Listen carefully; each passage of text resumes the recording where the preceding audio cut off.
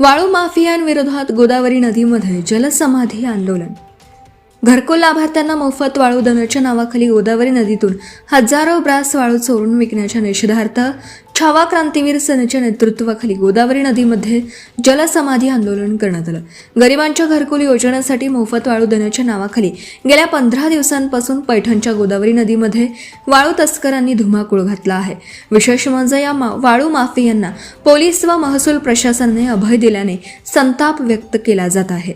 दिवसाढवळ्या आणि रात्री बेरात्री वाळू उपसा सुरू असून देखील 15,000 घरकुल लाभार्थ्यांपैकी फक्त 130 घरकुल लाभार्थ्यांना मोफत वाळू दिली गेली.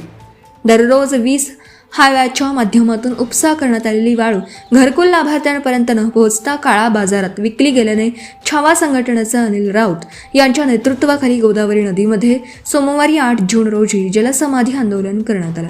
15 दिवसात किमान 1,500 हायवा वाळू उपसा करण्यात आला असून ही वाळू कुठे गेली याची चौकशी करण्यासाठी घरकुल लाभार्थ्यांनी व विविध सामाजिक संघटनेच्या पदाधिकाऱ्यांनी तब्बल 6 तास हे जलसमाधी आंदोलन केलं.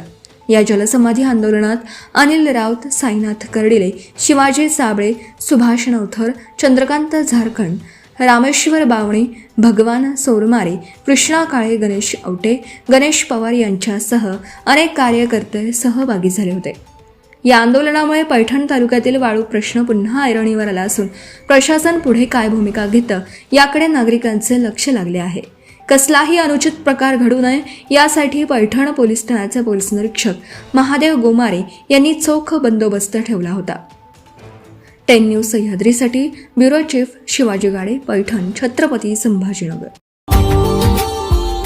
Subscribe now and press the bell icon. Never miss an update.